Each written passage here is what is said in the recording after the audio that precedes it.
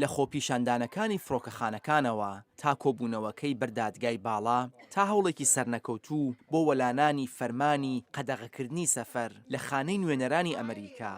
دموکراتە بێهیواکان ئەم حوتەیان بەو باوەڕەوە بردەسەر کە سەرۆک کۆماری نوێ هەر لە ئێستاوە ئەو پرینسیبانەی سوێندی خواردبوو بیپارێزێت شکاندوویەتی. ئیدارەی ترامپ سۆندی سەرۆکایەتی ژێرپێی ناوە و ئەوەی ئەیکات نەک تەنیا دژی دەستوری نەریتیە بەڵکو خەڵقی ئەمریکاش دەخاتەمە ترسیەوە. هەر بە ڕاگەیاندنی فەرمانەکەی ترامپ خۆپیشاندانەکان سەری هەڵدا، بەڵام ئیدارەی ترامپ دەیکوت بیرروڕای گشتی لەگەڵ ئەوانە. زۆرینەیەکی ڕوون لە دەنگدەرانی ئەمریکایی لایەنگری ڕاگررتنی کاتی وەرگرتنی پەنابەر لە سووریا، عێراق، ئێران، لیبی، سوماڵی، سوودان و یەمەنن تا کاتێک حکوومەت بتوانێت بە شێوازێکی باشتر ئەو کەسانەی مەترسی بۆ ئەمریکا ساز دەکەن لەم وڵاتە دوور بخاتەوە. لە شارێک وەک دیێربۆرن لە میشیگان کە گەورەترین کۆمەلگای موسڵمانانی ئەمریکای تێدایە، قەدەغەکردنی سەفەر هەر ئێستا ترسێکی لە ڕادەبەدەری دروست کردووە.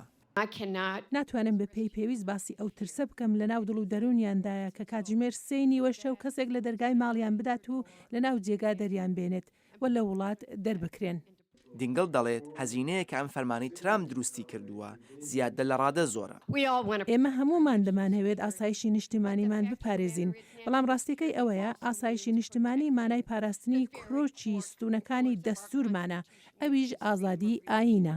ناران دەڵێن ئەم فەرمانە ئاسایشی ئەمریکاشی لەو وڵاتانەی کە ئامانجی فەرمانەکەن خستۆتە مەترسیەوە. ئەمریکا بۆ سەدان ساڵە وڵاتێکی کراوە بۆ بە خێرهاتنی لە کۆچبەران و پەنابەران کردووە لە هەموو وڵات و ئاینێک. من هیوادارم ئەوان بزانن ئەم ڕەوشە کاتی دەبێت، بەڵام من نیگەرانم ئەم ئەفەرمانە و شێوازی پیادەکردنەکەی ببێتە هۆی ناردنی پەیامێکی پێچەوانە. بەڵام بەرپرسی خانەی نوێنەران پۆل ڕایان بە پەیامنێرانی وت کە ئەو هەرگیز لە قەدەغەکردنی موسڵمانان پشتگیری ناکات. دوای تەقەکردنەکەی پاریس بۆ ئێمە ڕوون بۆ کە یەک لە تیرۆریستەکان دزەی کردوتە نێو پەنابەرە سووریەکانەوە، هەر بۆیە ئێمە ویستومانە لەوە دڵنیا بین شتی وا لەم وڵاتە ڕوونەدات، ئەمە تەنیا بۆ ئاسایشی نیشتیمانی ئێمە.